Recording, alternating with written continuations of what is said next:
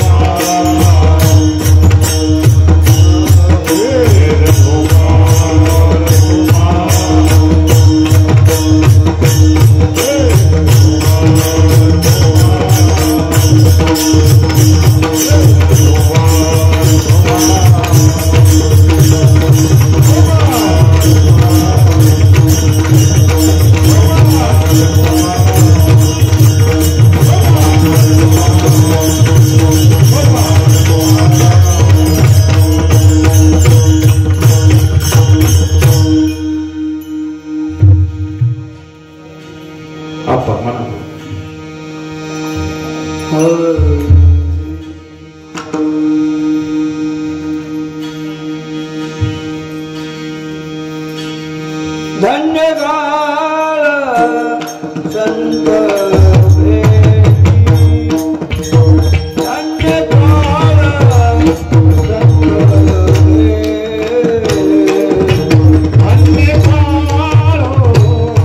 संत धन्य काळ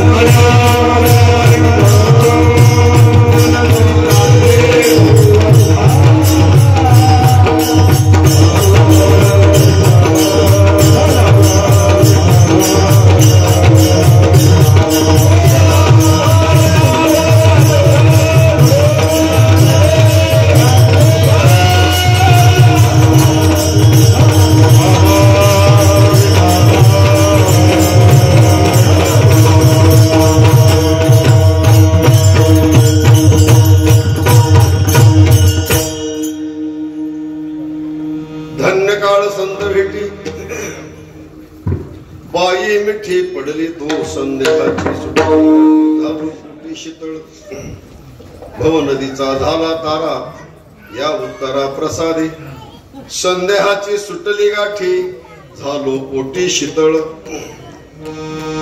तुका म्हणे मंगळाता कोण दाता यावनी संदेहाची सुटली गाठी झालो पोटी शीतळ विठ्ठल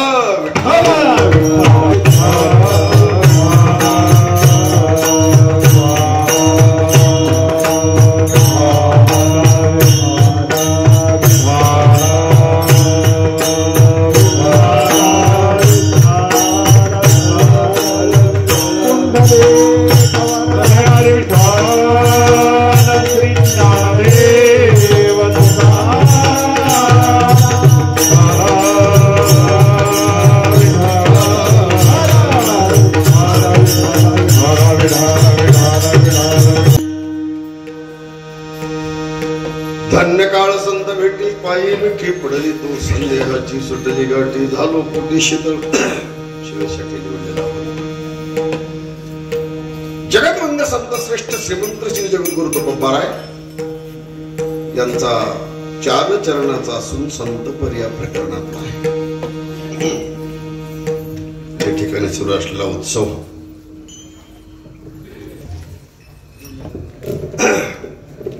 जगद्वंद संत श्रेष्ठ श्रीमंत श्री जगद्गुरु तुकोबाराय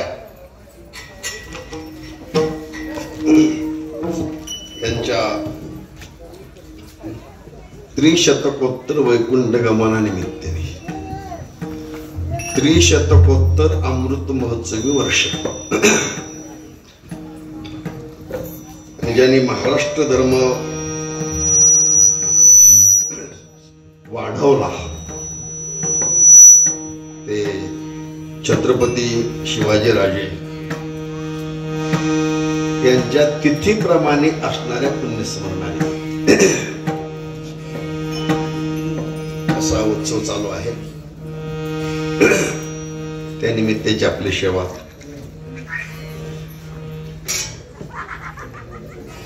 अनेक मंडळींच्या सहकार्याने ग्रामस्थांच्या सहकार्याने कार्यक्रम मोठा करायचा म्हटलं व्यक्तिगत करायचा म्हटलं तरी इतरांचं सहाय्य घ्यावं लागतं. तर कार्यक्रम असताना सार्वजनिक आहे आणि सप्ताहासारखे कार्यक्रम करायचे म्हटलं की मृदंग वादक पाहिले पाहिजे, भजनी मंडळ पाहिले पाहिजेत. ती पायजमा घालून का उभा राहत नाही नामदेवा मला नाही त्याला म्हणतोय. संस्था चालक काय संस्थेचं नाव आपले वारकरी संस्कार विद्यार्थी आहेत त्याला पंगत देणारी मंडळी लागते. आणि सगळ्यात महत्वाचं जेवायला गाव येईल पण ऐकायला सगळे येत नसतात. ऐकण्यासाठी विशिष्ट श्रोतृवर्ग लागतो. म्हणजे सर्वांचं प्रत्येकाचं सहकार्य आणि त्या सहकार्यामधून असे सांप्रदायिक कार्यक्रम उभे राहतात.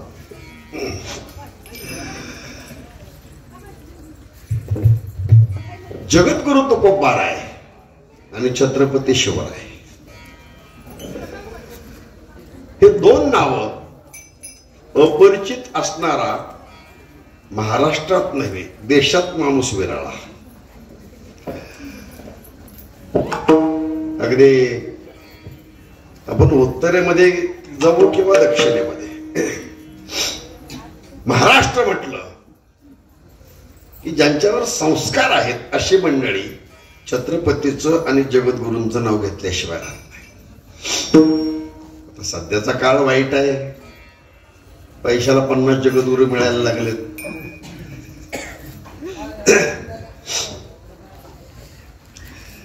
पण जगद्गुरु तीनच. पहिले जगद्गुरु भगवान श्रीकृष्ण, दुसरे जगद्गुरु श्रीमदाद्य शंकराचार्य आणि तिसरे जगद्गुरु आमचे तुकोबाराय. मी म्हटलं पैशाला 50 जगद्गुरू मिळायला लागले. माझा एक मित्र जगद्गुरू झालाय. आपण तुम्हाला माहिती आहे, तुम्ही त्याचं कीर्तनही ऐकलेलं आहे. मित्र म्हणजे अगदी घनिष्ठ मित्र. मी त्याला जातीवरून हाक मारायची कायम. आता ते नाव घेतल्यावर तुमच्या बऱ्याच लोकांच्या लक्षात येईल मी कोणाबद्दल बोलतोय, त्यामुळं त्याचंही नाव घेत नाही, बाकी कोणाचंच घेत नाही. असं नेहमीच्या सवयीप्रमाणे तो समोरून येत असताना पैठणमध्ये भेटला. माझ्यापेक्षा वयाने मोठा आहे आणि आपल्या नेहमीच्या सवयीप्रमाणे त्याला हाक मारली. तो जवळ आला, मला असं मिठी मारली आणि कानात म्हटला, अरे तात्या, आता मी जगद्गुरू झालोय म्हटला, मला आता तरी नीट बोल. जगद्गुरू म्हटल्यानंतर मी त्याला कानातच विचारलं, अरे तू कुणाचाच गुरु नव्हताच एवढी वर्ष, आता जगद्गुरू एकदम कसा काय झाला, एवढं उड्डाण. तो म्हटला तुला व्हायचंय का? म्हटलं नको, आमच्यासाठी जगद्गुरू तुकोबाराय आहेत. आम्हाला जगद्गुरू व्हायचं नाही, आम्हाला माणूस म्हणून पुढे यायचे. बरं वाटलं. पैशाला 50 मिळायला लागले जगद्गुरू. परवा कुंभमेळा झाला. आता कसं आहे, आपल्याला कोणावर टीका करायची नाही, पण काही बाबतीत वस्तुस्थिती मांडली पाहिजे. ते कुंभमेळ्यामध्ये जाणारी जी मंडळी आहेत त्यांना एक विशेष उपाधी आहेत वेगळ्याच काहीतरी आहे. ते माझे मित्र फरशे बाबा होते त्र्यंबकेश्वरचे, ते औषध वगैरे द्यायचे. अशी फरशे बाबा म्हणजे काय, त्यांच्याकडे फरशी कुराड नव्हती, फरशेचा तुकडा डोक्यावर ठेवतात ते आणि सगळे आजार सांगतात. त्याने मला सांगितलं, म्हणजे शिवणेकर दादा तुम्ही हे विशेषण लावतो तुम्हाला आम्ही, तुम्ही कुंभमेळा देत जा. म्हटलं आमचा कुंभमेळा आषाढी आणि कार्तिकेला भरतो. म्हटलं इतर ठिकाणी आमचा कुंभमेळा नाही.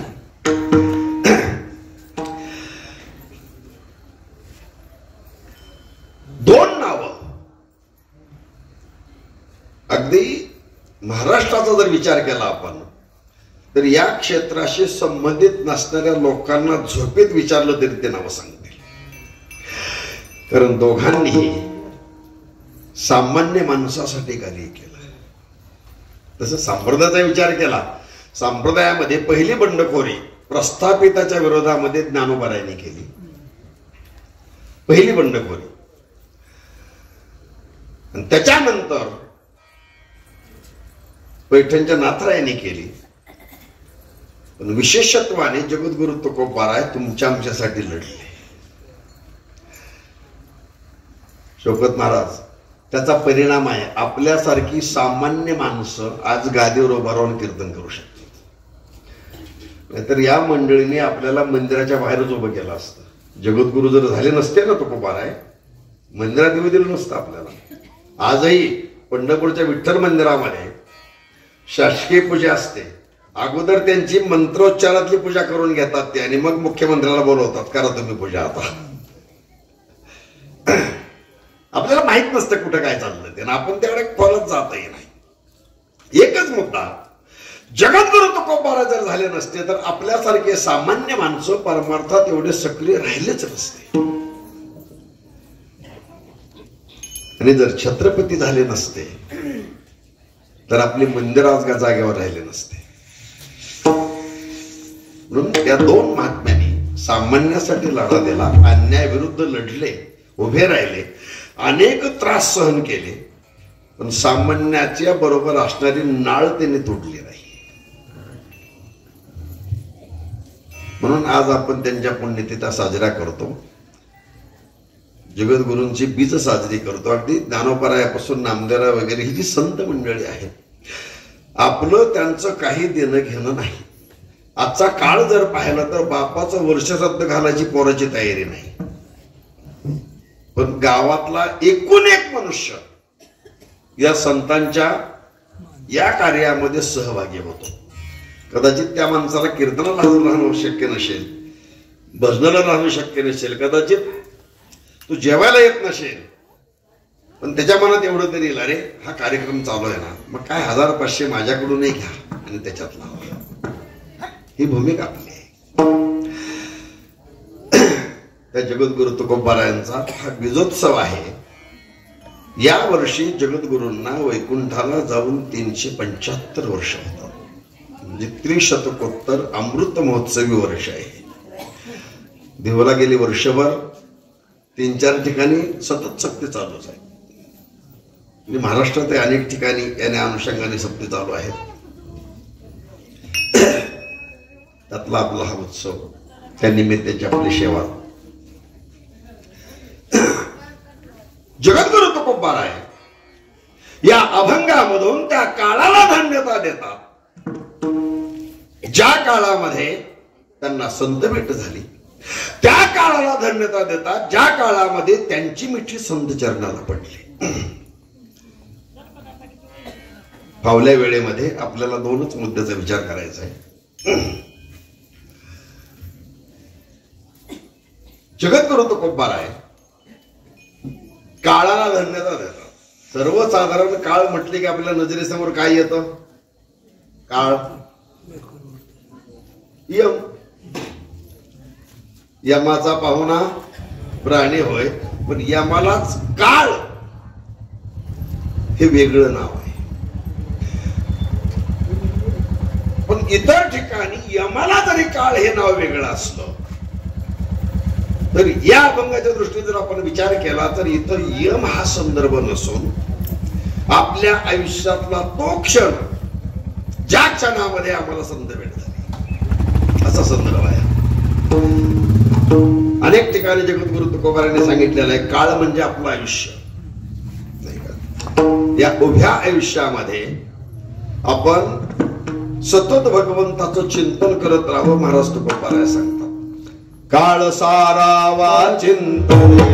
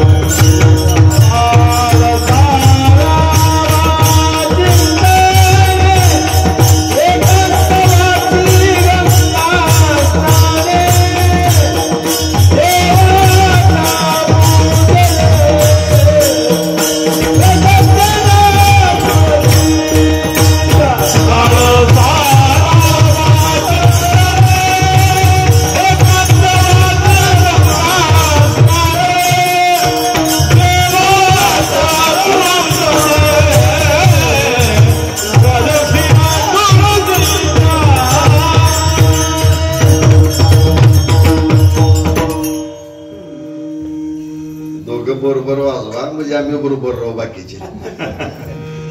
काळ सारावा चिंतने. काळ म्हणजे आयुष्य. आम्ही आमचं आयुष्य भगवान परमात्म्याच्या चिंतनामध्ये संपवावं. शक्य झालं आम्ही आमच्या घरात बसून चिंतन करावं. शक्य होत नसेल एकांतवासी गंगा स्नाने एकांतामध्ये जावं. जिथं नित्य गंगेचं स्नान घडतं अशा ठिकाणी भगवान परमात्म्याचं सतत पूजन करावं.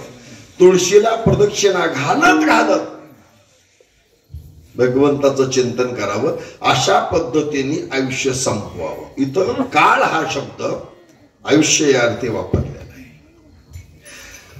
मौलिक ज्ञानोबाराय सांगतात काळ म्हणजे तो क्षण. कोणत्याही क्षणामध्ये आम्ही भगवंताचं नाम घेऊ शकतो. काळ वेळ नाम उच्चारिता नाही दोन्ही पक्ष पाही काळही नाही आणि वेळही नाही. म्हणजे इथं आयुष्यातला तो क्षण घेतलेला आहे. तसं जगद्गुरु इथं आयुष्यातला तो क्षण घेतात आणि त्या क्षणाला धन्यता देतात. धन्य काळ. पुढचा शब्द आहे संत. तर सद्यस्थितीमध्ये जर आपण पाहिलं तर संतांचा टेक फुटलाय. भाषा कळते का? टेक फुटला. ते हा त्याच्यातून फुटला म्हणजे काय? ती पंखाच्या मुंग्या बाहेर पडतात. किती निघतात त्या, कितीही, आणि जसं वार आलं तसे त्या उडून जायला लागतात. तिथं काही कावळे वगैरे बसलेले असतात. मुंगी बाहेर आली की त्याला ते पटकन घशात टाकतात. तसं आजकाल संतांचा टेक फुटलाय. प्रत्येकाला वाटतं लोकांनी मला संत म्हणावं. आल्यानंतर ते आमचा आदरातिथ्य केलं आजच्या पंगत मालकाने. मला ते आवडत नाही. पाय धुणं वगैरे हे इच्छेविरुद्ध आहे.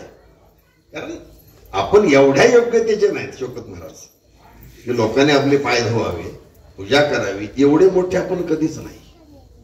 आज जी ही मंडळी आपल्याला मानतात की नाही, आपल्या गळ्यामध्ये विठ्ठलाचं मंगळसूत्र आहे, त्याच्या नावाचं कुंकू आपल्या कपाळावरती आहे, म्हणून ही मंडळी आपल्याला मानतात.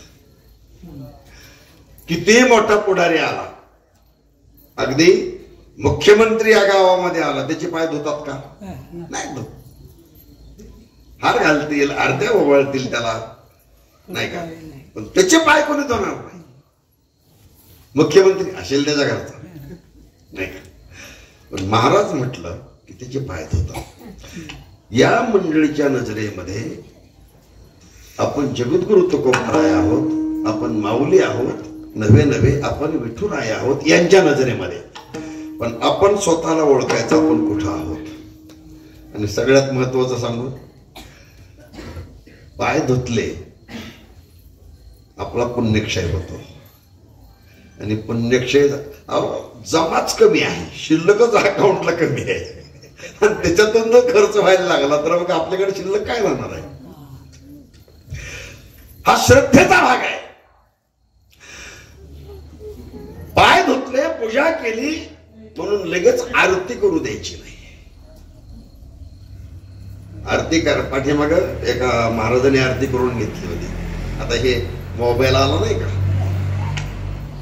फार विचित्र आहे हा मोबाईल. विशेषत्वाने त्याला वापरणारी विचित्र माणसं जर सापडली मग ते काही करतात. एका महाराजांनी आरती करून घेतली 28 वेटेवरी उभा, एकाने त्याचं व्हिडिओ शूटिंग केलं आणि ते फेसबुकला टाकलं. आणि त्याच्यावर टीका सुरू झाली मग संप्रदायामधून. मग त्या महाराजांनी प्रत्युत्तर देताना सांगितलं, तुमच्या संप्रदायातल्या या महाराजांनी आरती करून घेतली, त्या महाराजांनी करून घेतली, तुम्हाला ते चालतं, मग आमचं का चालत नाही? नसता वाद आहे का नाही? हा गरज नसताना. बरं, हा वाद का सुरू झाला? त्या महाराजाला वाटलं आरती करून घेणार आहे, मी आता ज्ञानोबाराय झालो, मी आता तुकोबाराय झालो, नवे नवे मी या सगळ्यांचा देव झालो. आणि ज्या वेळेस महाराजांना असं वाटायला लागतं त्यावेळी कदाचित आर्थिक उन्नती त्यांची होईल, पण परमार्थातली त्यांची अधोगती सुरू झाली. त्या वाटेने आपण जायचं काय राहतं आपल्याकडे. मी म्हटलं नाही का, आपल्या अगोदरच अकाउंट कमी आहे नाही का? ते मोदीचे येतात की वर्षाला 6,000, तेवढेच 6,000 अकाउंटला, त्याच्यातूनच खर्च. शिल्लक काय राहील? पुस्तक बँकेचं. संत हे वेगळं व्यक्तिमत्व आहे.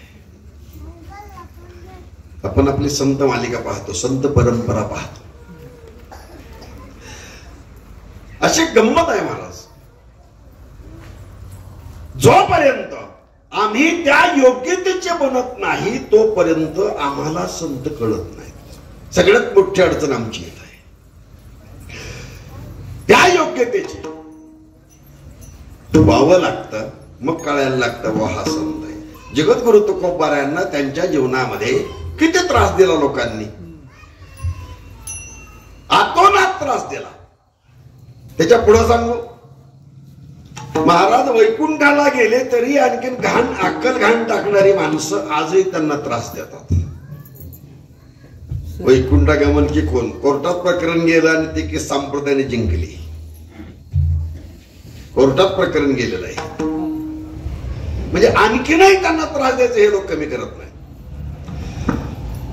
त्यावेळी कळलं का लोकांना हे संत होते म्हणून? नाही कळलं. संत आहेत हे कळलं नाही म्हणून त्रास दिला. माऊली ज्ञानोबांना संत आहे हे कळलं नाही म्हणून त्रास दिला. आजही कदाचित आपल्यामध्ये एखादा सत्पुरुष असेलही, पण हा सत्पुरुष आहे हे जाणून घेण्याची क्षमता आमची नाही, त्यामुळे त्याची आपली भेट होत नाही. अत्यंत दुर्मिळ संत भेट एवढ्यासाठी संतांनी म्हटलं. सुभाषित सांगतं दुर्लभम त्रयमेव तत् देवानुग्रह हेतुकम मनुष्यत्वम मुमुक्षुत्वम महापुरुष संश्रय. बरं का, मनुष्यत्व नुसतं मनुष्य देहाला आलं म्हणजे तो माणूस झाला असं नाही. रात्री कुठं होतो मी आता? आळंदीमध्ये होतो. टीव्ही चालू होता, नेमकं त्याच्यावर बातम्या चालू होत्या. त्याच्यावर बातमी काय आली माहितीये का? धुलवडी दिवशी महाराष्ट्रातल्या लोकांनी, दुर्दैव शब्द काय वापरला त्या बातमी देणाऱ्यांनी, महाराष्ट्रातल्या लोकांनी खाटीक खाण्यासमोर लाईन लावली होती आणि भरपूर प्रमाणामध्ये मांसाहार केला. पण सुरुवातीचा शब्द महाराष्ट्रातल्या लोकांनी,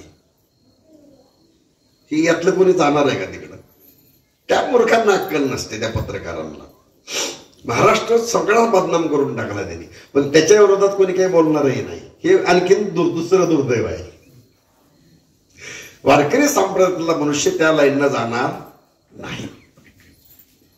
पण तरी महाराष्ट्रातल्या हा शनी वाक्य वापरून मोकळे झाले. मला सांगा, महाराष्ट्रामध्ये संत परंपरा एवढी मोठी आहे,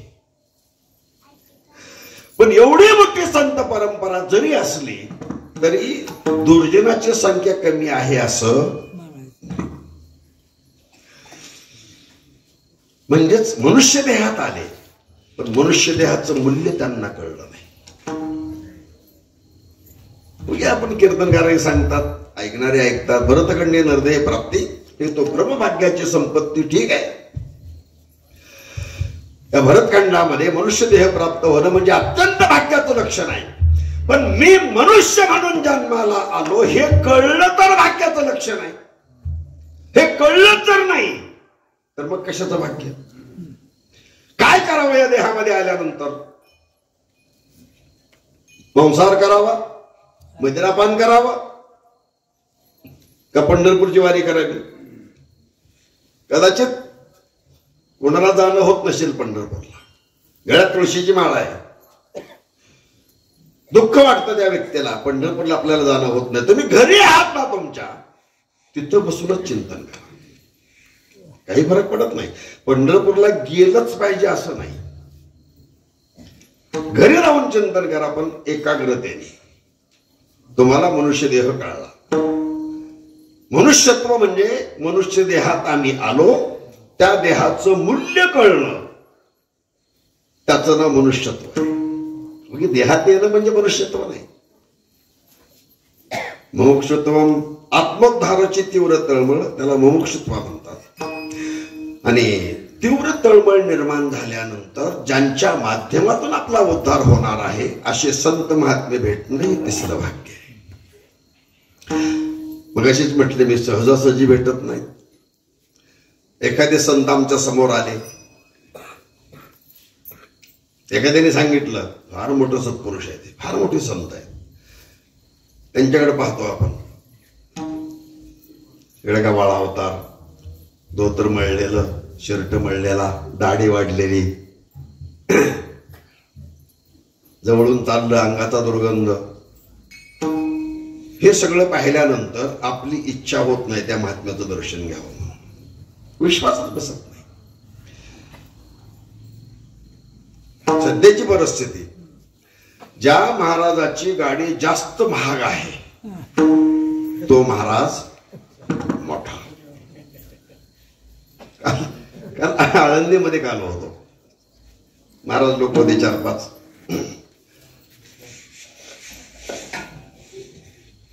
ते हॉटेलमध्ये जेवायला आले होते महाराज लोक. स्थानिक होते, स्थानिक महाराजांना हॉटेलमध्ये जेवलं तरी चालतं, आपण जेवायचं नाही कधी, वाटकऱ्यांना जाणार. आणि त्यांना कळलं की शिवनेकर तात्या इथं आलेले आहेत. त्यांना वाटायला लागलं तात्याला आपण भेटलं पाहिजे. आपला गणेश अप्पा, गणेशला फोन केला, म्हणले तात्या आले, तात्यांना भेटायचे. बसलो आम्ही नंतर. आणि मग बोलता बोलता विषय निघाला आणि त्यांनी सांगितलं, म्हटले सध्याच्या काळामध्ये महाराज मोठा कोणता? त्या महाराजांनी सांगितलं, म्हटले ज्याचं पाकिट मोठं तो महाराज.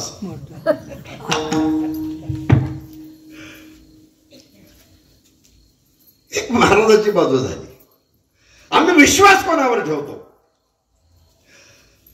जो भपकेबाज आहे, जो शब्दाचा खेळ करतो, म्हणजे सांगत तर काही नाही पण त्याच्यावर शिक्का विद्वानाचा, नुसतं शब्दछल करत राहतो आणि समोरच्याला त्याची जी बुद्धी आहे त्या बुद्धीचा ताबा घेतो आणि समोरच्याला वेड्यात काढून निघून जातो. आमच्या दृष्टीने तो महाराज फार हुशार आहे, फार विद्वान आहे. संत आणि महाराज यामध्ये जमीन आसमानाचा फरक आहे. आता तर काय व्यवसायीकरण झालं संप्रदायाचं, त्यामुळं त्या मुद्द्यावर न बोललेलं बरं. पण महाराज आणि संत, संताची गंमत सांगू का तुम्हाला? माऊली ज्ञानोबा सांगतात, वेडीने माझी दडी महिमे भेणी. आपलं महत्व वाढवू नये म्हणून वेड्याचं सोंग घेतात आणि भगवंताचं चिंतन करत राहतात. पूर्वी, आता मी कुठंच मुक्कामी राहत नाही, पूर्वी ही वाहनाची सोय नव्हती, बसने जायचं. फड परंपरेतली गावं, फडाचा शिष्य परिवार, त्या गावामध्ये मुक्कामाला आदल्या दिवशी जायचं, कीर्तन रात्री होणार, उशिरापर्यंत 4 माणसं आलेली गप्पा मारत बसायचं, झोपायला उशीर होणार, आपोआप सकाळी उठायला उशीर. तोंड धुत नाही तोपर्यंत 10-15 जण येऊन बसलेले असायचे. मग त्याने सांगायचं, महाराज चला की चहा घ्या, आंघोळ केली नाही आणखीन, परत करता येईल, चला. आंघोळीचं काय असतं? नाही, बरं दिसत नाही. काय बरं बरं, आपण काय लोकांचे आहेत का? आपण एकच आहेत सगळे, चला. जगद्गुरूंच्या गाथ्यातला एखाद दुसरा अभंग पाठ आहे, इतर संतांचे 5-10 प्रमाण पाठ आहेत, यापेक्षा जास्त काही येत नाही. तरीही लोक स्नान करू देत नाहीत. स्नान केलं असेल तर हरिपाठ म्हणू देत नाहीत, नित्यनेम करू देत नाहीत. चला, जर लोकांना कळलं की हा जो दिसतो आहे तो संत आहे आणि आपला उद्धार याच्या माध्यमातून निश्चितपणे होणार आहे, त्या महात्म्याला लोक बसू देतील. त्यासाठी हे महात्मे वेड्याचं सोंग घेतात. म्हणून संत भेट दुर्मिळ आहे, सहजासहजी भेटत नाही. बाह्य लक्षणाने आम्ही सगळे संत आहोत. काय बाह्य लक्षण? गोपीचंदन उठी तुळशीच्या माळा, नाही का, हार मिरवती गळा रे, कपाळाला गोपीचंदनाचा गंध लावलेला आहे, गळ्यामध्ये तुळशीची माळ आहे, मुखामध्ये भगवंताचं चिंतन आहे. विशेषत्वाने माणसं समोर दिसले की जास्त स्पीड राहतं त्या चिंतनाचं. लोकांना कळलं पाहिजे हा साधू आहे म्हणून. आम्ही सगळे संत आहोत, पण हे बाह्य लक्षण झालं. संत सहजासहजी भेटत नाहीत, भेटले तर कळत नाहीत, कळले तर विश्वास बसत नाही, विश्वास बसला तर पटकन चरण धरण्याची बुद्धी निर्माण होत नाही. आणि बाह्यांगाचा विचार केला तर मग आमची फसगत 100% झाली. हे बघा, हनुमंतरायांना संत भेटले होते. मी काय म्हणतो लक्ष द्या, हनुमंतरायांना संत भेटले कुठं? द्रोणागिरी पर्वत आणायला गेल्यानंतर लक्षात आलं. द्रोणागिरी पर्वत आणायला गेल्यानंतर हनुमंतराला संत भेटले. प्रभू श्रीरामाच्या नामाचा जयघोष हिमालयामध्ये त्यांना ऐकू येऊ लागला. हिमालयाची परिस्थिती आमच्या आप्पा आले होते, आम्ही गेलो होतो तिकडं बद्रिकेदारला. केदारनाथला ऑक्सिजन कमी पडतो. जसं आपण पुढे जाऊ हे जे झाड आहेत का नाही, आता हे फार छान काम केलंय बरं का तुम्ही. हे वडाचं झाड आहे का नाही, वटवृक्ष सांभाळून ठेवला. ऑक्सिजन देणारा वृक्ष आहे, प्राणवायू. म्हणजे नाही का कोरोनामध्ये ऑक्सिजन साठी किती पैसे खर्च करावे लागायचे तरी मिळायचं नाही. आणि तो घेतलेला ऑक्सिजन जास्त दिवस घेतला की श्वासनलिका खराब करतो, जठरं खराब करतो. पण हा जो ऑक्सिजन आहे अशुद्ध आहे, प्राणवायू देतात ही झाड. वरती एकही झाड नाही केदारनाथाला, त्यामुळे वरती गेलं की ऑक्सिजन कमी पडायला लागतो. त्या परिसरामध्ये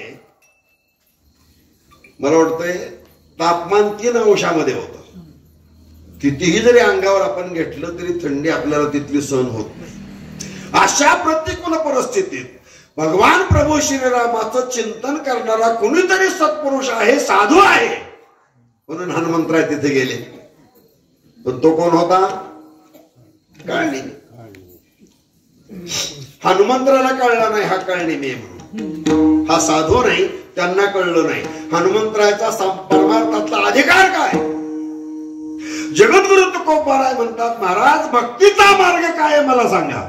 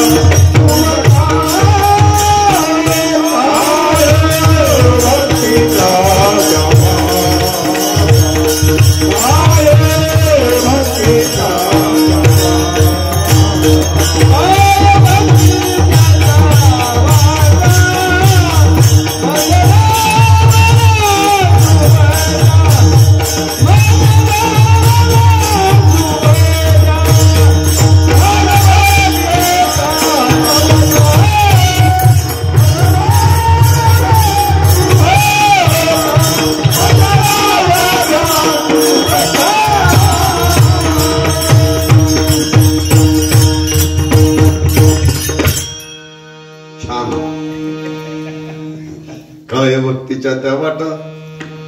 जगद्गुरु तुकोबाराने हनुमंतराने विचारलं, काय अधिकार असेल त्यांचा. नाथराय सांगतात, येऊन जन्माला मरकट परी वैष्णवा माझी अतिश्रेष्ठ हनुमा मनावया कनिष्ठ ऐसा पापिष्ट कोण आहे. सर्वश्रेष्ठ वैष्णव हनुमंतराची गणती आहे. त्या हनुमंतरांना कळलं नाही हा काळनिमी आहे म्हणून.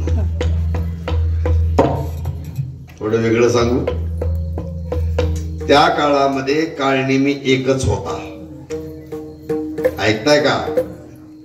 त्या काळामध्ये काळनिमी एकच होता. आता असंख्य. एवढं सोपं नाही संत ओळखणं बरं का. म्हणून जगद्गुरु तुकोबाराय म्हणतात तो कालधन्य आहे. मग यातली वेगळी काय लक्षणं या अनुषंगाने भगवान श्रीकृष्णाने श्रीमद भगवद्गीतेच्या 12व्या अध्यायामध्ये विस्तारपूर्वक लक्षणं सांगितली. खूप लक्षणं सांगितली. त्याच्यामध्ये मला वाटतंय 10वा किंवा 12वा श्लोक असेल. अनपेक्ष सुचिरदक्ष उदासीनो गतव्यतः सर्वारंभ परित्यागी यो मद्भक्त समी प्रिया. भगवान म्हणतात मला सर्वश्रेष्ठ असणारा सर्वस्वी प्रिय असणारा भक्त कोणता? अनपेक्ष, कसलीच अपेक्षा न करता जो माझी भक्ती करतो तो भक्त मला अत्यंत प्रिय. या अनुषंगाने श्रीमद भागवतामध्ये आलेला श्लोक आहे. निरपेक्ष मनिम शांतम निर्वैर समदर्शना 5 लक्षणं सांगितली भगवंताने. 5, 6 नाही. निरपेक्ष, माझी भक्ती करतो पण अपेक्षा कुठलीही नाही. आता निरपेक्षता नेमकी आपल्याला कुठं पाहायला मिळेल? अगोदर वैराग्याचं लक्षण पाहायचं. जिथं वैराग्य आहे तिथं निरपेक्षता पाहायला मिळते. आणि वैराग्य म्हणजे कसं? काहीच मिळत नाही म्हणून वैराग्य दाखवणं वेगळं. काहीच मिळत नाही ते ज्यावेळेस प्रभू श्रीरामाच्या चरणरजकणाने अहिल्याचा उद्धार झाला त्यावेळी त्या वनामध्ये असणारे अनेक ऋषी मुनी आपल्या डोक्यावर दगड घेऊन प्रभू श्रीरामाकडे आले. कशासाठी? रामाचा पाय दगडाला लागला की त्याची स्त्री होते, मग आपल्याला तिच्याशी लग्न करता येईल. म्हणजे हे जे वनामध्ये जाऊन राहिले होते कशासाठी? बायको मिळत नाही म्हणून. काही खरे ऋषी होते. हा त्याग नाही. लक्षात आलं का? हा त्याग नाही, नाविलाज आहे. खायलाच काही मिळत नाही म्हणून निराहार एकादशी करण्यासारखा आहे. आम्ही आळंदीला होतो. महिन्यातले 28 दिवस मधुकरी असायची पण 2 दिवस मधुकरी नाही. हे 2 एकादशी म्हणजे शुद्ध एकादशी आणि वद्य एकादशी, मधुकरी नाही. मग आम्ही काय करायचं? त्या दिवशी दिवसभर उपवास राहायचं. कोणी विचारायची जी पैसेवाली काय पार्टी त्यावेळेस श्रीमंताची मुलं तेव्हापासून राहत होता ते अरे फराळ केला का? मग आम्ही सांगायचं नाही नाही आमची एकादशी निराहार आहे. त्यांना खरं वाटायचं ते, पण ते आम्ही आपला हसायचं. आपला हरी आणि मी आम्ही आपला हसायचं एकमेकांना. त्यांना डाऊट यायचा आणि त्यांनी विचारायचं का रे असं का म्हणताय? मग ते आमच्या मित्राने सांगायचं अरे खायलाच काही नाही. मग काय करतो? मग निराहार म्हणून सांगत फिरायचं. हा त्याग आहे का? नाविलाज म्हणून आहे. वैराग्य म्हणजे काय? इहलोकापासून ब्रह्मलोकापर्यंत सहज प्राप्त असणारे विषय त्याच्याविषयी त्याच्या बुद्धी ज्याच्याकडे आहे त्याला म्हणायचं वैराग्य. ऐहिकेचे का स्वर्गीचे भोग पायिक झाली इच्छेचे परी भोगावे हे न रुचे मना माझी. त्याचं नाव काय? वैराग्य. आणि हे वैराग्य जिथं आहे तिथं निरपेक्षता पाहायला मिळते. अहो माणसाने दिलेलं तर घेतच नाहीत. प्रत्यक्ष भगवान परमात्मा समोर आला तरी ते स्वीकारायला तयार नाहीत. प्रसिद्ध उदाहरण हा सप्ताह गुरु शिष्याच्या निमित्ताने आहे. कोणाच्या निमित्ताने? गुरु शिष्याच्या. काही लोक मानत नाहीत पण काही लोक मानतात. जगद्गुरु तुकोबाराय छत्रपतींचे गुरु होते. काही उदाहरण आहेत दोघांच्या जीवनामधले. एकच तुमच्या समोर ओझरत ठेवतो, आपल्याकडे वेळही नाही तेवढा. छत्रपती छत्रपतींच्या मनामध्ये थोडासा इगो निर्माण झाला. ही एवढी सगळी माझी प्रजा आहे, या प्रजेचं पोषण मी करतो. मनात कुठेतरी किंचित आलं. छत्रपतीचं काय होतं, जर कुठं स्वारीवर जर नसले मग 2 दिवसाला 4 दिवसाला देहूला जायचे. ज्या डोंगरावरती जगद्गुरु तुकोबाराय असतील त्या डोंगरावर छत्रपती जायचे. 2 जण मग निवांत चर्चा करत बसायची. त्यांचं नेहमी चालायचं. त्यांच्या मनामध्ये हा विकल्प आल्यानंतर जगद्गुरु तुकोबारायांच्या लक्षात आलं आणि त्यांनी विचार केला, आजार झाल्याबरोबर जर निदान झालं तर पटकन बरा होतो, आणि निदान लवकर नाही झालं प्रसंगी पेशंट जाण्याचा धोका असतो. योगायोगाने छत्रपती शिवाजीराजे डोंगरावरती गेले, घोरड्या डोंगरावरती. 2 जण गप्पा मारत बसले. जे 3 डोंगर आहेत जगद्गुरूंचे, भंडारा, भामचंद्र आणि घोराडा. मला वाटते भंडारा डोंगरावरती बरीच मंडळी जाऊन आली असेल. गेलो होतं का नाही कोणी भंडारा डोंगरावर? शांत बसले म्हणून म्हटलं. पण भामचंद्र आणि घोराडा या डोंगरावरती जाणाऱ्यांची संख्या अति अल्प आहे. त्याचं कारण भंडारा डोंगरावर गाडी जाते आपली, त्याच्यापेक्षा भामचंद्र डोंगर थोडासा कठीण आहे, आणि घोराडा हा डोंगर सगळ्यात उंच आहे. मी सुद्धा कधी गेलो होतो माहिती आहे का, आळंदीला असतानाच वयाच्या 16व्या-17व्या वर्षी. त्याच्यानंतर पुन्हा तो नाद केला नाही, फक्त खालून बघायचं आणि हात जोडायचे. का? लगेच आपल्याला तो कुंभाराच्या मागे मागे जायचं नाही.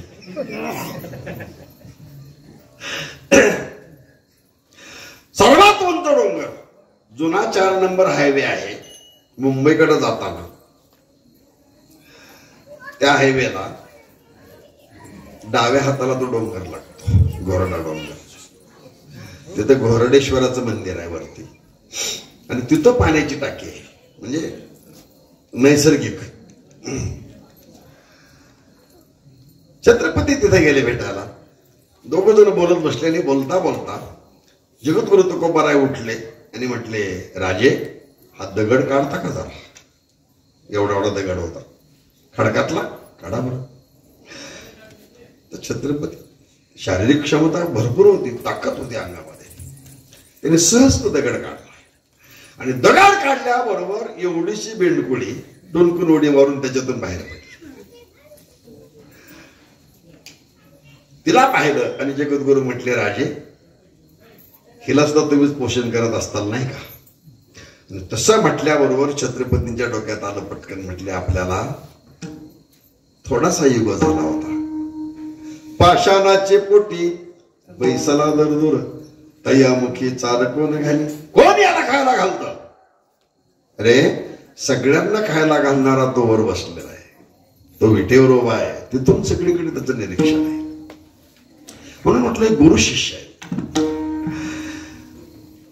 कदाचित शिष्यत्वाच्या नात्याने गुरुरक्षणा म्हणून जगद्गुरूंना छत्रपतींनी नजराना पाठवला असेल.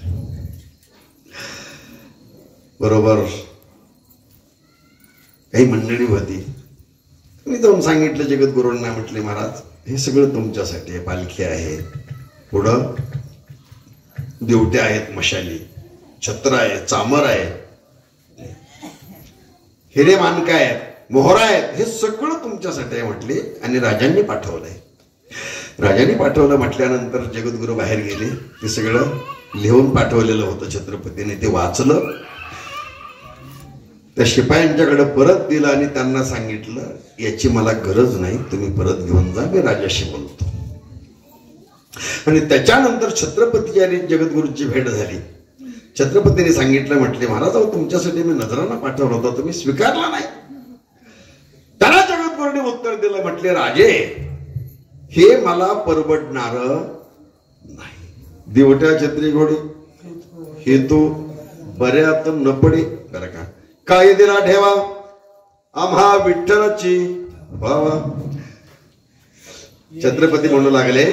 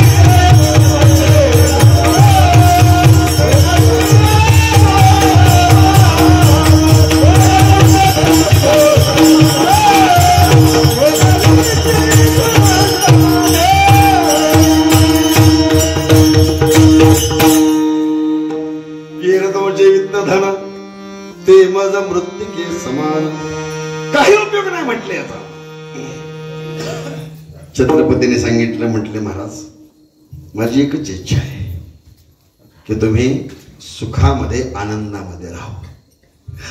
तसं म्हटल्यानंतर महाराज त्याला म्हणतात छत्रपतींना, तुम्हाला वाटतं ना मी आनंदात राहावं, मी सुखात राहावं? म्हटले हो. मग तुम्ही एक काम करा, ज्यावेळेस मोकळा वेळ असेल त्यावेळेस तुम्ही सुद्धा भजन करायला शिका. म्हटले आम्ही देणे सुखी म्हणा विठ्ठल विठ्ठल. याला निरपेक्षता म्हणतात. याचं नाव काय आहे? निरपेक्षता. पहिलं लक्षण. त्याच्यानंतर दुसरं लक्षण सांगितलं. मुनीम, आपल्याला ऋषी माहिती आहे, अगदी अनंत काळापासून ऋषीची लक्षणं सगळ्यांना पाठ झालेली आहेत. प्रभू श्रीरामाच्या काळामध्ये विश्वामित्र ऋषी होते, वशिष्ठ ऋषी होते, नाही का, गौतम ऋषी, ही सगळी ऋषी मंडळी. काम काय यांचं? वनामध्ये आश्रम स्थापन करायचा आणि ज्यांना गरज आहे, जे जिज्ञासू आहेत, त्यांना विद्यार्जन करायचे, विद्यादान करायचं. त्यांच्याकडे दोन्ही विद्या, शस्त्रास्त्र विद्याही होती आणि आध्यात्मिक विद्या आहे. दोन्ही विद्याचं दान त्यांनी करायचं आणि त्या विद्यार्थ्यांनी दिलेल्या गुरुदक्षिणेवरती आपला उदरनिर्वाह चालवायचा, मागायचं नाही. त्यांनी जे दिलं ते घ्यायचं आणि त्याच्यावर जीवन. हे ऋषी. आता मुनी कोण हा प्रश्न येतो की नाही? ऋषी मुनी हा जोड शब्द आहे. मुनी कोण? ज्यांनी मनाने मंतव्य केलं, भगवंताच्या नामाचं एवढं केलं की त्यांच्या रोमा रोमामधून भगवंताचं चिंतन सुरू झालं. फक्त मुद्दे तुमच्या समोर ठेवतो. अर्जुनाच्या रोमा रोमामधून श्रीकृष्ण जय कृष्ण हा ध्वनी येत होता. रोमा रोमामधून मुनी आहेत ते. जनाईचा हात ज्या गौरीला लागला, शेणाची गौरी, ज्या गौरीला जनाईचा हात लागला ती गौरी विठ्ठल विठ्ठल म्हणत होती. आणि जगद्गुरु तुकोबा ज्या रस्त्याने चालत गेले तो रस्ता विठ्ठल विठ्ठल म्हणत होता. हे मुनी आहे. संतांचं दुसरं लक्षण. मुनी तिसरं शांतम.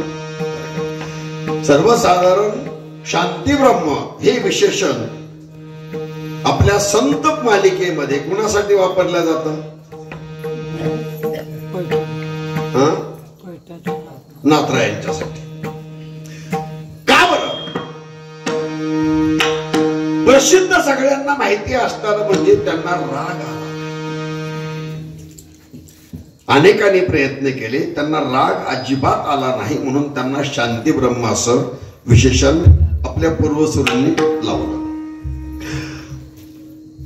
फक्त राग आला नाही म्हणूनच शांतम हे लक्षण का नाही? मग हे जे 6 विकार आहेत, या 6 विकारावरती ज्यांनी जय मिळवला त्यांच्यासाठी शांतम हे लक्षण आहे. घातक आहेत काम, क्रोध आणि लोभ. काम अपूर्ण राहिला की क्रोध डोक्यावर काढतो.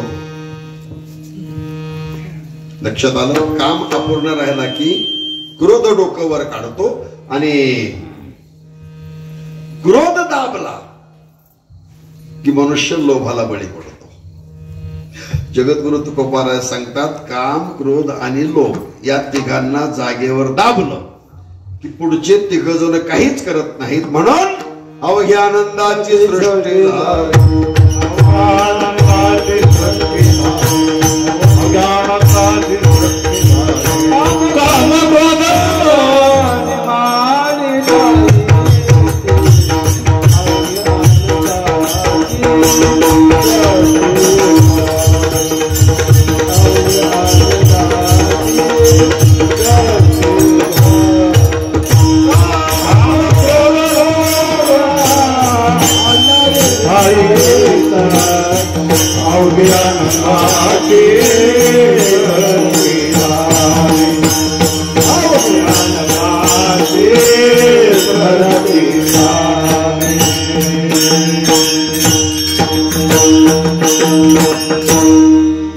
कामक्रोध लोभ निमा या तिघांना आपलं शिल्लक फक्त आनंद राहतो. पुढचे 3 काहीच करत नाही. ज्यांनी 6 विकार ताब्यात घेतले त्यांच्यासाठी शांतम हे तिसरं लक्षण. पुढची जी 2 लक्षण आहेत ती एकमेकावरती आधारित आहेत.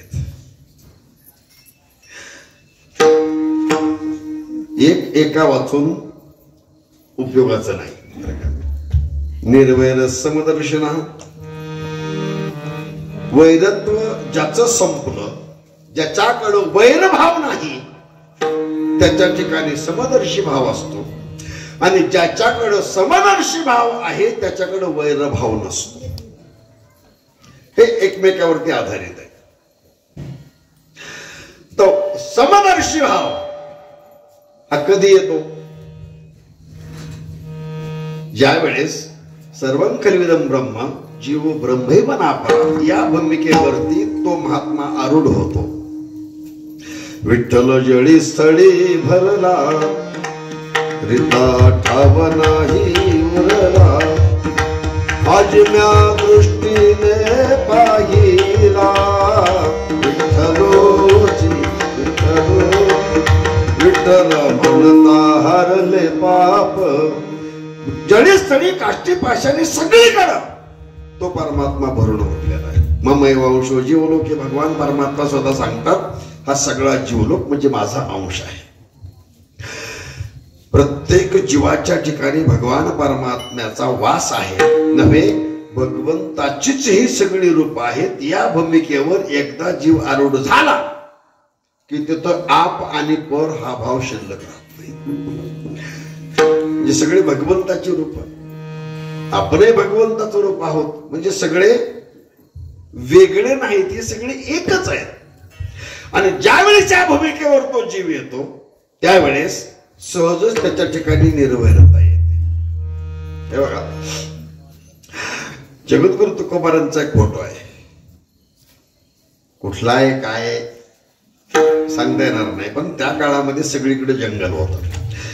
महाराज शेळीवरती एका बसलेले आहेत, भजन करतायत. समोरून वाघाने असा जबडा वाचलेला आहे आणि त्याचे पुढचे दोन्ही पंजे त्या शेळीवरती आहेत. एका बाजूला नाग बसलेला आहे, असे वेटळ्या घालून फणा काढून, आणि मांडणीवर विंच आहे. आणि तरी महाराज भजन करतायत. त्यांना भीती वाटली नाही का? आता इथं जर एखादं झुरळ आलं, आपलं कीर्तन नीट राहील का? विंच मांडीवर आहे, समोर साप आहे, वाघ आहे, तरीही जगद्गुरु तुकोबार आहे. भगवंताच्या भजनामध्ये दंग आहे. त्यांना भीती वाटली नाही. का वाटली नाही? त्याचं कारण त्याच्या ठिकाणी सुद्धा भगवान परमात्माच आहे या भूमिकेवरती ठाम होते. तुका म्हणे सर्प विंचू नारायण, सापा विंचवा मध्ये सुद्धा भगवान परमात्मा आहे ही अनुभूती त्यांची होती. पण आपल्याला सांगत असताना त्यांनी सांगितलं, बाबानो तुम्ही त्याला स्पर्श करायला जाऊ नका. विंचू निघाला की लगेचच मारू नका. शक्य झालं घराच्या बाहेर नेऊन टाकून द्या. साप निघाला लगेचच मारू नका. शक्य होत असेल तर घराच्या बाहेर ढकला त्याला. का? त्याच्यामध्ये भगवान परमात्मा आहे. साप मारला म्हणजे पुण्याचं काम नाही, विंचू मारला पुण्याचं काम नाही. पण त्यांना मारल्याशिवाय आपल्याला चैन पडत नाही. आपल्यासाठी सांगितलं मारू नका. का? त्याच्यात भगवान परमात्मा आहे. परमात्मा आहे म्हणून लगेचच त्याची पूजा करायलाही जाऊ. तर कीर्तनात ऐकलं, रात्रीच्या बुवानं सांगितलं विंचवा देव आहे. घरी गेल्याबरोबर दार उघडलं की तो आला. ती अशी नांगी करून तुरु तुरु तुरु तुरु चालत. मालकीने पाहिलं, मालकाने पाहिलं. मालकीने म्हटली तिथला फडा घ्या. विंचवाची पूजा कशाने? फडा नाही तर जोडा. चप्पल बुट जे असेल ते, पण फडा नाही तर जोडा. आपण त्याची पूजा एका ठेक्यात त्याचा कार्यक्रम झाला पाहिजे. तो समोरून पडत येत असलेला त्या माऊलीने पाहिलं आणि त्याने आपल्या मालकाला सांगितलं, अहो ती फडा घ्या. विंचू आला. तो म्हटला आता कीर्तनात ऐकलं नाही का तू महाराजांनी काय सांगितलं? म्हणजे काय? अहो त्याच्यात सुद्धा देव आहे. मालकीन म्हटली ती कीर्तनात होता, इथं देव नाही. अगोदर तो फडा घ्या. पण हा बिचारा श्रद्धाळू होता. तो म्हटला अजिबात तुलाही मारू देणार नाही आणि मीही मारणार नाही. तू काय कर, त्या तांबड्या वाळ्याच्या तांब्यात पाणी आण, ते पंचपाळ मला दे, तू जाऊन झोप. म्हटली मी पूजा करतो. मालकीन म्हणली तुम्ही तुमचा देव घाला गोंधळ. त्याने आपलं पाणी टाकलं वरून. पाणी टाकताना काही अडचण नाही. गंध कुठं लावावा लागतो? देवाच्या कपाळाला नाही का? विंचवाच्या कपाळाला गंध लावायला असं बोट केल्याबरोबर तो आशीर्वाद देईल की नाही? आणि त्यानं दिलेला आशीर्वाद 12 तास एका जागेवर बसू देत नाही. म्हणतो काय महाराज लोक खोटं बोलतात. कीर्तनात विंचवा देव आहे म्हटलं, चावला की देव. त्याच्यासाठी पुढे त्यांनी सांगितलं वंदावी धरून लांबून नमस्कार करा, त्याला स्पर्श करू नका. का? निर्वैरता आपल्या ठिकाणी निर्माण झालेली नाही. समभावही नाही आणि निर्वैरताही नाही. या 5 लक्षणामध्ये जे जे बसले त्यांना संत म्हणावं. बाकी कुणाच्याही मागे संत म्हणून लागू नका. जगद्गुरु तुकोबाराय म्हणतात तो काळ धन्य ज्या काळामध्ये मला संत भेट झाली. धन्य काळ संत भेटी,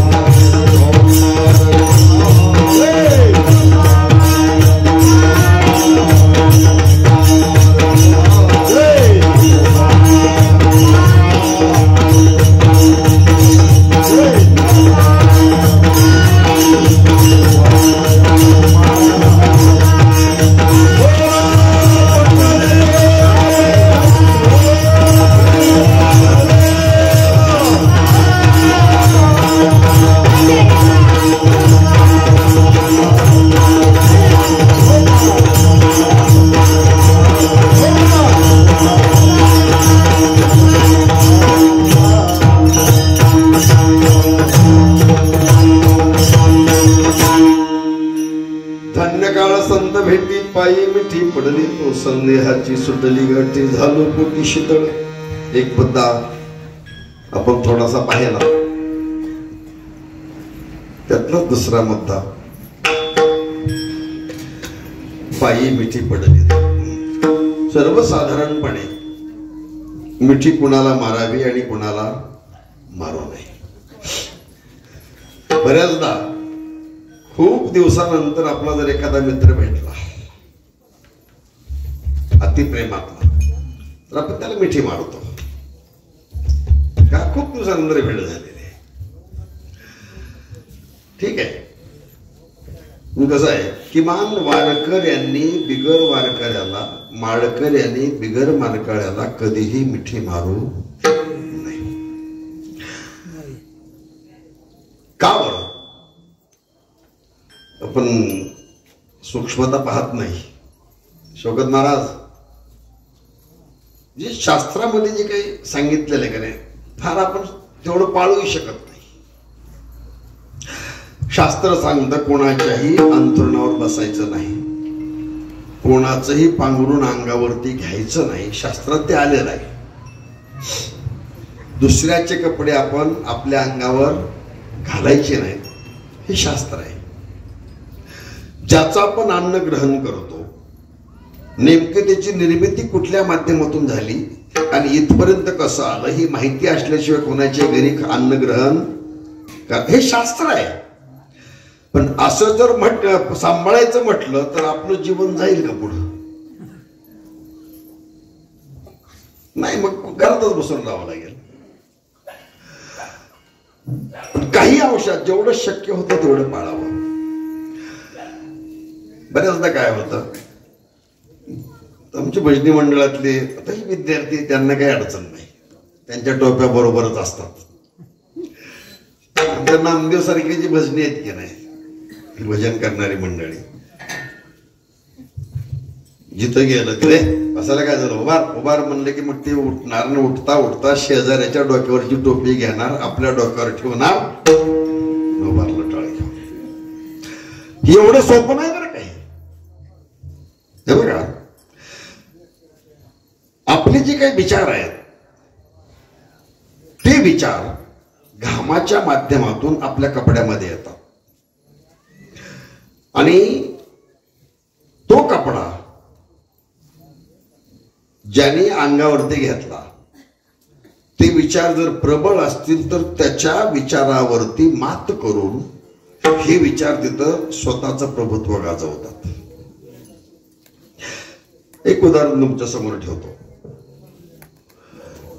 परीक्षित राजा सर्वांना माहिती आहे. मला सांगा, परीक्षित राजाच्या आजोबाचं नाव काय?